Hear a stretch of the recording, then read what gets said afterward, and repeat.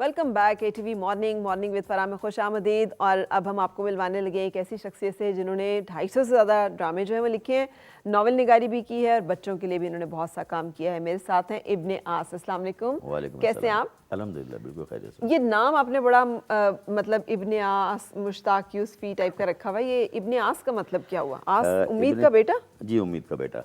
अच्छा एक्चुअली मेरे वालिद का नाम आस मोहम्मद है, अच्छा तो वो कुनियत इब्ने आस बनती है, तो अच्छा, मैंने। मैं समझी ये आपका कलमी नाम है। हाँ जी, कलमी नाम ही है मेरा, अच्छा, लेकिन मेरा असल नाम कुछ और है, लेकिन मैं इस नाम से लिखता हूँ। इस और ये नाम अपने सिर्फ वालिद के नाम की वालिद की निस्बत वजह से से, पसंद अपने किया? वालिद को ताज़ीम देने के लिए, उनको नुमाया करने के लिए अपना नाम का हिस्सा बनाया मैंने। अच्छा वाह। तो मुझे बताइए कि नॉवेल, ड्रामा और बच्चों के लिए लिखना, ये तीन डिफरेंट किस्म की तख्लीकी मवाद है, तो आपने कैसे तीनों में बैक वक़्त? असल में 3 नहीं 4 शोबे हैं मेरे। 40 साल मैंने सहाफ़त भी की है, अच्छा वाह। और इसके साथ मैंने बच्चों के लिए कहानियाँ लिखी, कुछ 6000 के करीब मेरी कहानियों की तादाद है। जो पब्लिश्ड है? जी जी, पब्लिश्ड हैं। और नावल की सूरत में जो किताबें आई मेरी, वो 27 बच्चों के लिए ख़ास तौर पर। बड़ों के लिए कुछ नावल लिखे हैं, डाइजेस्टों में भी लिखता रहा, सस्पेंस में, जासूसी और सरगुज़िश वगैरह में बहुत लिखा। तराजिम बहुत किए, हैरी पॉटर का तर्जुमा किया था मैंने, लॉर्ड ऑफ द रिंग का तर्जुमा किया था। उसके अलावा क्लासिक्स, अंग्रेज़ी क्लासिक्स का बहुत तर्जुमा किया बच्चों के लिए पाकिस्तान में। फिर ड्रामों की तरफ आया, जब सहाफ़त में थोड़ा कड़ा वक्त आया तो ड्रामों की तरफ आ गया। इस बात को भी अब 20। सहावत पे तो कड़ा वक्त हमेशा ही हाँ, लेकिन वो जो जिस पॉइंट ऑफ व्यू से आप कह रही हैं, वो तो हमेशा से रहा है, अय्यूब के दौर से रहा है। लेकिन मैं जिस पॉइंट ऑफ व्यू से कह रहा हूँ, वो ज़रिया माश के पॉइंट ऑफ व्यू से कह रहा हूँ। सही। तो और एक दूसरा मरहला वो था कि जहाँ पे मुझे ये मुश्किल पेश आ रही थी कि मैं जो करना चाह रहा था, सहाफ़त मुझे उसकी इजाज़त नहीं दे रही थी। मिसाल के तौर पर मैं जिन अखबारात में काम करता था, उनकी अपनी एक पॉलिसी होती थी, जो मैं समझता था कि हम सारी दुनिया का मुकदमा लड़ रहे हैं, लेकिन अपना मुकदमा नहीं लड़ सकते अपने ही अखबार में। हाँ जी। अपनी ही खबर नहीं छाप सकते, जी हमें तनख्वाह नहीं मिली है। तो ये इसके बाद फिर एक इनकलाब आया, टीवी चैनल्स आना शुरू हुए, तो मैंने फिर ड्रामा लिखा। चूँकि कहानी मेरी बुनियाद थी और मैं शुरू से कहानियाँ लिखता था, बड़ों के लिए भी लिखता था, अफसाने भी लिखता था। तो हमारे एक दोस्त ने मुझसे एक ड्रामा लिखवाया पीटीवी के लिए, बंटवारा के नाम से। वो मैंने लिखा, फिर ज़ाहिर चैनल्स आ गए, फिर ड्रामे लिखता चला गया। आपके टीवी पर भी बहुत ड्रामे लिखे मैंने। अच्छा। औरत, जिसका नाम है औरत, मेरा एक सॉप चला था। तो ज़्यादा मौज़ूआत क्या हैं जो कि एक राइटर का एक पसंदीदा होता है ना एरिया के, जिसमें वो ज़्यादा काम करता है? असल में मैंने तकरीबन हर तरह के मौज़ूआत पर लिखा है। क्योंकि टीवी, हमारा जो टीवी चैनल है वो ज़्यादातर 80% ख़वातीन देखती हैं। तो हमें चैनल की ख्वाहिश होती है कि उन्हीं मौज़ूआत के गिर्द रहा जाए जो ख़वातीन की दिलचस्पी से मुताल्लिक़ है, या उनके शऊर की बालिदगी के लिए हम उसके लिए काम कर सकते हैं। तो उन मौज़ूआत को तो टच किया है, लेकिन मैंने क्राइम पर भी लिखा, मैंने एक्शन भी लिखा, मैंने जासूसी भी लिखा, मैंने माशरती शऊर पर भी लिखा। तो वो अपने हिसाब से होता है कि जब भी आप कोई नई कहानी डिज़ाइन करते हैं, तो इसमें कोई वैसी कोई ख़ास क़ैद नहीं है कि मैं इस तरह के मौज़ूआत पर ही लिखता हूँ। मैं बच्चों के लिए भी लिखता हूँ, मैं बड़ों के लिए भी लिखता हूँ, मैं ख़वातीन के लिए भी लिखता हूँ, मैं सस्पेंस भी लिखता हूँ, थ्रिलर भी लिखता हूँ, अब फिल्में लिख रहा हूँ।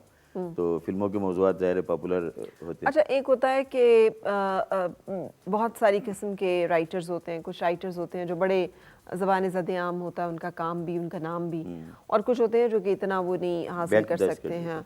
तो आप क्या समझते हैं कि क्या चीज़ है जो कि मकबूलियत का एक फार्मूला है क्या कोई? नहीं, मकबूलियत का इशू नहीं है। असल में है कि आप मुसलसल काम कर रहे हैं, तो इसका मतलब है आप कामयाब हैं। ये ज़रूरी नहीं है कि आप मशहूर भी बहुत हों। अच्छा। तो मशहूर होना बहुत बड़ा होने की वो गारंटी भी नहीं है, कि बेशुमार ऐसे बहुत अच्छे लिखने वाले हैं जिनको कोई जानता भी नहीं है। ख़ासतौर पर टीवी में मैं बेशुमार राइटर्स को जानता हूँ जो जिनकी जूतियाँ सीधी कह रहे हैं, तो जब भी हमारी औकात नहीं है, लेकिन टीवी पर कामयाब नहीं है। मकसद मोहिउद्दीन नवाब जैसा आदमी जो उस्तादों के उस्ताद थे, उनकी कहानी टीवी पर नाकाम रही। ये कोई वो ख़ास वो नहीं है। कामयाब होने के फार्मूले कुछ और हैं। असल में बाज़ औक़ात आप सेल्फ पब्लिसिटी बहुत करते हैं जी। बाज़ लोगों को ख़बरों में रहने का शौक़ होता है, बाज़ लोगों को मौक़े हासिल हो जाते हैं कि वो आसानी से उस गैदरिंग में, या बाज़ ऐसी क्लास में रहते हैं कि वो हर वक्त ख़बरों में रहते हैं। जी। तो ये मतलब ऐसी कोई परेशानी की बात नहीं है। अगर कोई अच्छा, आपकी बात से मुझे वाकई लग रहा है कि आप इन बातों पे बिल्कुल परेशान नहीं होते। नहीं, परेशान अच्छा। क्यों होंगे? मैं क्या? ये लेकिन ये बहुत बड़ा आजकल लोगों के लिए प्रेशर है, ख़ास तौर पे जबकि सोशल मीडिया जो है वो उसने नो वंस को समन्स बना दिया है। अब हम देखते हैं कि वो लोग जो कि उनकी कोई राय उतनी कीमती है रेलेवेंट है, सही है या नहीं है ज़रूर, और उसकी प्रोजेक्शन भी हो रही है और उस पे वो जाने भी जा रहे हैं और पहचाने भी जा रहे हैं और माने भी जा रहे हैं। तो आजकल के दौर में तो और ज़्यादा ये मसला और क्राइसिस बन गया है कि जिनकी अफ़कार जो है, जिनके पास कोई फ़िक्र है ही नहीं, वो अपनी फ़िक्र जो है उसकी तरवीज कर रहे हैं, और जिन लोगों के पास दानिश है या फ़हम है उनकी कोई सुनवाई असल नहीं। में बुनियादी बात यह है कि जब से सोशल मीडिया आया है, इसके बाद चीज़ें बहुत आसान हो गई है लोगों के लिए। अब स्टार उस तरह का स्टार नहीं रहा। जैसे हमें याद है कि किसी ज़माने में किसी बड़े से बड़े अदाकार की एक सिंगल कॉलम खबर छपती थी और खिलाफ छप जाती थी तो उसकी नींदें हराम हो जाती थी। जी। अब वो वक्त नहीं रहा।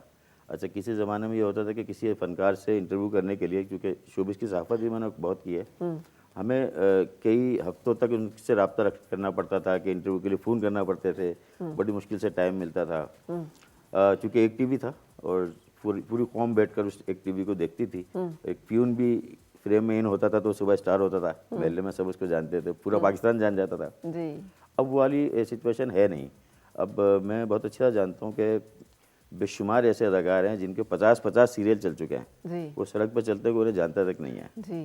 तो ये मतलब शोहरत जो है ना, ये शोहरत ये बस खुदा की तरफ से है। जी। ये बहुत बुरे लोगों को भी मिल जाती है, बहुत सत्ते काम करने वालों को भी मिल जाती है, और जो अपने आप को सही तरीके से मैनेज करता है उनको भी मिल जाती है। लेकिन ये जो आपके अंदर इसके ऊपर जो एक इत्मीनान है ना, ये नहीं मिलता है। मैं उसकी जस्तजू में हूँ कि ये जो आप इस तो चीज़ आपके की जो अंदर से आता है। अंडरस्टैंडिंग है और आप यूर ओके विद इट कि ठीक है, मतलब वो ज़्यादा मशहूर है, मैं होता आपको रहे। एक बात बताता हूँ। आप मुतमईन कब होते हैं? जब आपको लगता है कि आप कामयाब हैं। मैं जब 40 साल पीछे मुड़ के देखता हूँ तो मैं अपने आप को सड़क पर एक मजदूरों के अड्डे पे बैठा हुआ मजदूर देखता हूँ। मैं मजदूर था 40 साल पहले, पढ़ा लिखा भी नहीं था, और वहाँ से उस मजदूरी के अड्डे से अगर कोई सफ़र करता है तो ज़्यादा ठेकेदार बन जाता है। मैं आज इतनी किताबें लिख चुका हूँ, इतने नावल लिख चुका हूँ, सहाफ़त में 40 साल गुजार दिए, बड़े इदारों में काम कर चुका हूँ। इंडस चैनल का मैं कंटेंट हेड था, सिक्स सिग्मा का मैं कंटेंट मैनेजर था इमाम सईद के साथ। ये छोड़ के आया, बहुत बड़ी तनख्वाह थी, मिलती थी मुझे। एक सेकंड में छोड़ के आ गया कि जी मैं ये टाइम की पाबंदी मैं नहीं कर सकता कि आप ये बोलें जी 9 बजे आ जाओ, 10 बजे आ जाओ, ये नहीं कर सकता मैं। तो मैं तो बड़ा मुतमईन हूँ ना, बच्चे बड़े हो गए, घर बना लिया, ज़िंदगी गुजार ली, और क्या चाहिए होता है। इत्मीनान क़ल्ब एक बुनियादी चीज़ है। अगर आप मुतमईन हैं और आपकी बहुत शोहरत नहीं है तो ये कामयाबी का एक वो है ना तो पैमाना। ये जो स्ट्रगल इतनी है, ये जिसको आपने एक मुख्तसर से जुमले में समो दिया है कि मैं एक मज़दूर था और मैं आज यहाँ तो थी, ये सफ़र बहुत मुश्किल होगा। ज़माना तो धकेलता है आपको पीछे, कदमों के नीचे, बिल्कुल रगेदता है आपको बुरी तरह से। तो आपको रास्ता नहीं देता, रास्ता नहीं देता, और नहीं आपको गिराने का कोई मौका हाथ से नहीं हाँ, जाने लेकिन देते। इसके बावजूद आपको कुछ लोग ऐसे ज़रूर मिल जाते हैं जो आपको आपकी राह मुतय्यन कर देते तो हैं। पहली दफ़ा ये कब सोचा मजदूरी करते हुए कि नहीं ये नहीं वो काम है जो मैंने मैं करना एक्चुअली जब मजदूरी करता था मैं 13 साल का था। अच्छा। और कहानियाँ मैं 7 साल की उम्र से लिख रहा था, यानी तीसरी क्लास से। और आप भी नहीं पढ़े लिखे थे? मैं 9वीं क्लास से मैंने पढ़ाई छोड़ दी थी। उसके बाद फिर मैंने शादी के बाद पढ़ाई दोबारा शुरू की। फिर अच्छा। BA किया, MA घरेलू किया। हालात की वजह से आप हाँ, 13 साल की ज़ाहिर उम्र है, में? मेरे वालिद बीमार हो गए थे, मैं सबसे बड़ा बेटा था, जिम्मेदारी मुझ पर आ गई थी। 13 साल का सबसे बड़ा बेटा और 9 भाई, तो जिम्मेदारियाँ बहुत बढ़ गई थी, तो मजदूरी करना पड़ गई। और उसके बाद फिर मैंने सोचना शुरू कर दिया कि पैसे कैसे कमाए जा सकते हैं। कहानियाँ मैं लिखता था, शौकिया, बच्चों के रिसालों में छपती थी। यानी कि जब मैं 13 साल का था तो मेरी कहानियाँ सस्पेंड राइज में भी छपती थी। अच्छा। और अदबी रिसालों में भी छपती थी। तो महमूद शाम एक बहुत सीनियर जर्नलिस्ट जी हैं, जी जी जी। उनका मुझे ख़त मिला कि आप आकर मिलिए। सिर्फ सीनियर नहीं, बहुत अच्छे इंसान हाँ, भी बहुत बड़े इंसान है वो। उनका मुझे ख़त मौसूल हुआ और मैं उनसे जाकर मिला उनके ऑफिस में। उन्होंने मुझे अपने रिसाले टोट बटोट का एडिटर बना दिया। बहुत अच्छा। छोटी उम्र में। अच्छा, टोट बटोट के एडिटर जी, भी मैं रहे आप? एडिटर था टोट बटोट। मैंने टोट बटोट की कहानियां बहुत पढ़ी हुई हैं, हमारे घर में महाना उसका जो है वो आता था। जी, मैं कई रिसालों का एडिटर रहा, टोट बटोट सारी ज़िंदगी एडिटर ही रहा। टोट बटोट का एडिटर रहा, उसके बाद मैंने स्टार एंड स्टाइल ज्वाइन किया, शो बिजनेस का रिसाला था, उसका एडिटर रहा 5-6 साल। फिर सुपर स्टारडस्ट ज्वाइन किया, उसका एडिटर रहा। शो लाइफ एक रिसाला। तो ये इत्तफाकन ये ऐसे आपको नहीं, अपॉर्चुनिटीज मैं मिलती टोट हैं? बटोट के बाद मेरी राह मुतय्यन हो गई कि अब मुझे यही करना है। सही। और मैंने और पढ़ाई। उस वक्त टोट बटोट तक आप साथ मजदूरी कर रहे थे और साथ जी, कहानियां टोट बटोट का एडिटर रहते हुए भी मैं अड्डे पे बैठता था, मजदूरी करता था। और ये क्या मजदूरी थी? यही चुनाई पलस्तर का काम करता था, गड्ढे खोदता था, सड़कें बनाता था। अच्छा। हाँ। और साथ में कहानी और साथ एडिटर में भी था? एडिटर भी था और वो था। इवन जब मैं स्टार एंड स्टाइल का एडिटर था, यानी कि उसके 3 साल के बाद जब भी मैं एक ठेकेदार के साथ काम करता था, हफ्ता इतवार को जाकर मैं शटरिंग ठोकता था। शटरिंग का काम होता है ना, जो छतें ठोकते हैं। और आप इसके बारे में कोई आपको दिल में कोई तकलीफ नहीं होती थी या मतलब परेशानी? रोजी थी मेरी, इससे पैसे कमाया, बच्चे पाले, भाई बहन भाई बड़े किए हैं। एग्जैक्टली मैं यही तो, इसी बात पे तो मैं बहुत अरे बहुत इंस्पायर हो मुतमईन रही हूँ आपसे कि हमारे यहाँ ये जो कॉन्सेप्ट है ना, बड़ा काम और छोटा काम और अच्छा काम और बुरा काम, भाई बुरा काम वो है जिसमें हराम है, नहीं, जो रिस्क हलाल दे रहा है वो छोटा काम जो कैसे हो रिस्क सकता है? हलाल कमा रहा है वो तो खुदा का दोस्त जी, है, बिल्कुल ऐसे वो ही तो है। मेहनत, और उसकी तो बहुत वैल्यू है, उसके पास एक हुनर है, आप हुनर ही है ना इत्मीनान कि आपको आप, कहाँ से मिलता है? हाँ इत्मीनान आपको रिस्क हलाल से मिलता है। रिस्क हलाल से मिलता है। अगर आप रिस्क हलाल कमाते हैं और आपको दुनिया नहीं जानती, इससे कोई फर्क नहीं पड़ता, आपका इनर मुतमईन है। तो लेकिन जितना मैं समझता हूँ, जितनी मुझे अल्लाह ने इज़्ज़त दी है, शोहरत दी है आज पूरे पाकिस्तान, अभी भी मैं ग्रीन चैनल का एक 2 सीरियल लिखने के लिए आया हुआ हूँ यहाँ पर। मैं कराची में रहता हूँ, ज़ाहिर है मैं यहाँ पे नहीं रहता, इस्लामाबाद में। तो और क्या चाहिए आदमी को कि आपको आपके मुंह मांगे पैसों पर आपको बुलाया जाए, आपको ठहराया जाए, आपसे काम करवाया जाए, वो फिर बड़े चैनल्स पे चले, पाकिस्तान के मायना जो बड़े एक्टर उसमें काम करें हैं, बड़े डायरेक्टर उसको डायरेक्ट करें हैं। जी। और मकसद Farah with morning with Farah में आप इंटरव्यू दे रहे हो, और किसको कहते हैं नहीं, ये कामयाबी? मेरे लिए ऑनर की बात है कि हमारे मुल्क के ऐसे लोग जो कि इतना स्ट्रगल, मुझे बहुत अच्छे लगते हैं वो लोग जो स्ट्रगल करते हैं, नंबर एक, क्योंकि ये हमारी ईमान का हिस्सा है कि रिज़्क़ हलाल की जस्तजू इबादत है, और ये एक ऐन इबादत है, हम इस जानते नहीं है इस इबादत को, वैल्यू रिस्क नहीं हलाल करते। तो है नहीं बात है ना। अच्छा, और दूसरी जो बहुत बड़ी बात है जो उस पर मुतमईन होते हैं, हाँ, इत्मीनान होना ज़रूरी है। मैंने बहुत सारे लोगों को गैर मुतमईन, नाआसूदा, फ्रस्ट्रेटेड, मैं तो इस कदर मुतमईन आदमी हूँ डिप्रेस देखा है। कि अगर आज भी, जैसे मेरी एक दिन मिसेज बोलने लगी कि चैनल बंद हो रहे हैं, हालात ख़राब हो रहे हैं, अब इसका फ्लो जो पैसे का है ख़त्म हो जाएगा, तो तुम क्या करोगे? तो मैंने पब्लिकेशन हाउस बनाया, मैं किताबें भी छापता हूँ। अच्छा। तो मैंने बड़े इत्मीनान से कहा, मुझे कोई मसला नहीं है, मैं दोबारा अड्डे पर जाके बैठ जाऊँगा, शाम को दिहाड़ी ले आऊँगा, परेशान मत हो, पैसा कमा लूँगा मैं। तो पैसे कमाना और शोहरत, ये 2 चीज़ें जो ना, ये आपको खुदा की तरफ से मिलती है, आपकी हाँ मेहनत, जी, हर चीज़ खुदा हर की चीज़ तरफ खुदा से। की तरफ से, आपको अपना आपको पता काम करना है ये बस। जो हिम्मत और हौसला, हर चीज़ जो है ये खुदा की तरफ से जी, मिलती बिल्कुल है, ऐसे ही आपने सिर्फ एक कोशिश करनी है। बिल्कुल ऐसे। अच्छा, तो ये फिर कलम के साथ ये जो रिश्ता आपने रखा, आप जिन जिन जराइद का जिक्र करें वो एक अलग बात है, लेकिन ड्रामा, आपको नहीं लगता कि हमारे यहाँ लोग राइटर को नहीं जानते, एक्टर को जान लेंगे, जो लाइनें बोल रहा है उस लिखी हुई, लेकिन जिसने लिखा है उसको नहीं जानते, डायरेक्टर को फिर भी जानते हैं, ये भी एक बड़ा अलमिया हमारे यहाँ।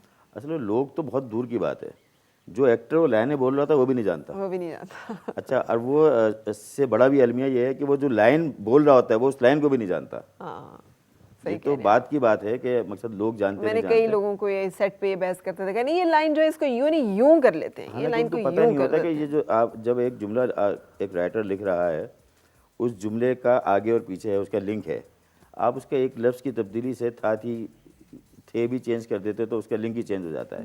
और जब अच्छा, वो एक्टर तो बोल के चला जाता है, वो अपनी दिहाड़ी, मैं उनको दिहाड़ी लगाने वाला कहता हूँ, दिहाड़ी लगा के चला जाता है वो अपनी।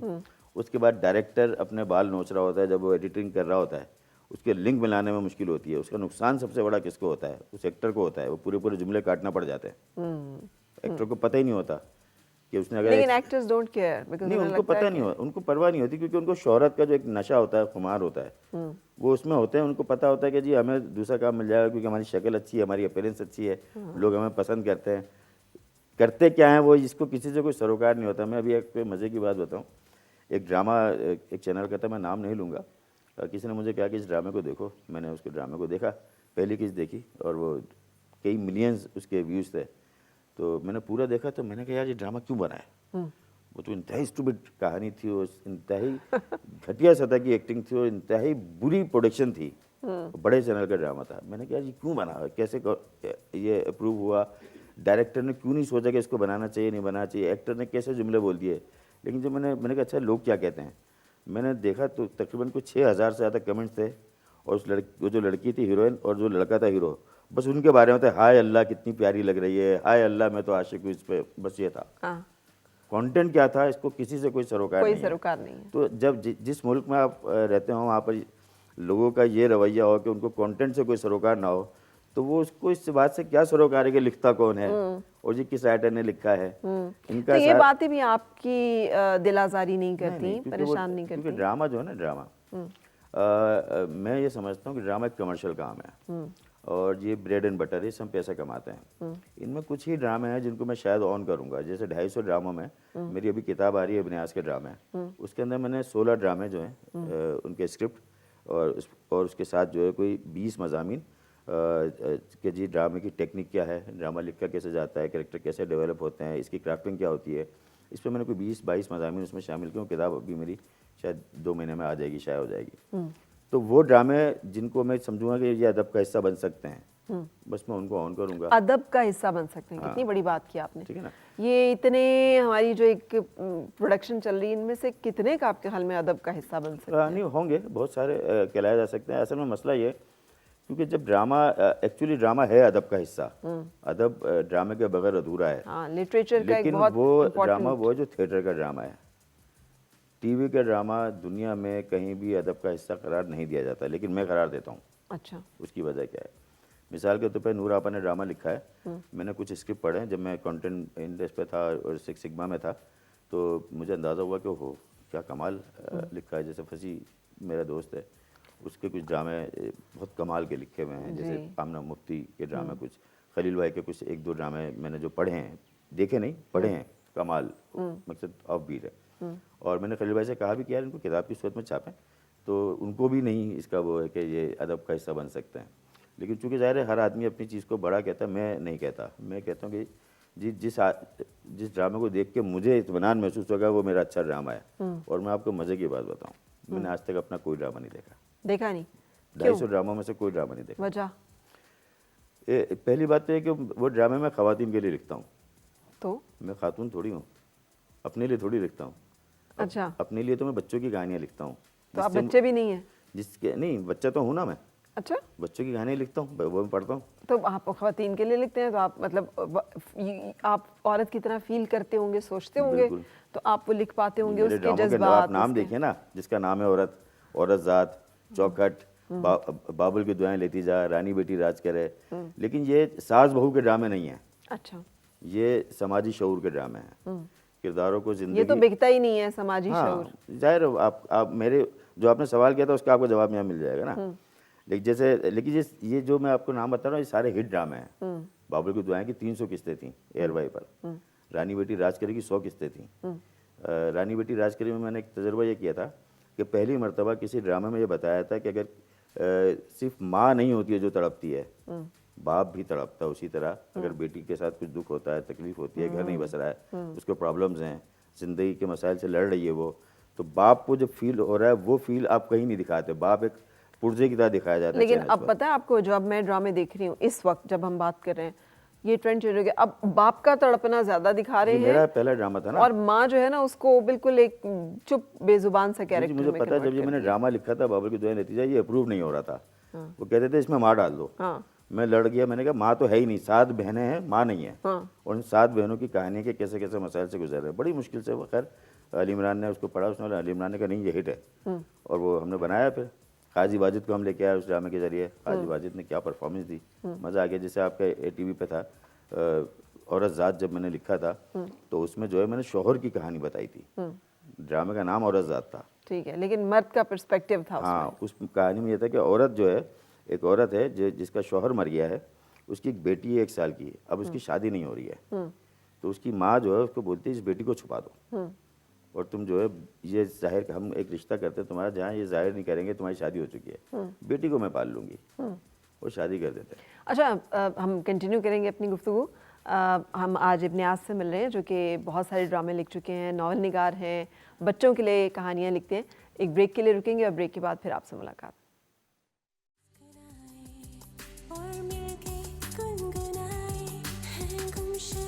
खुशियाँ सारी वो ढूंढ लाई।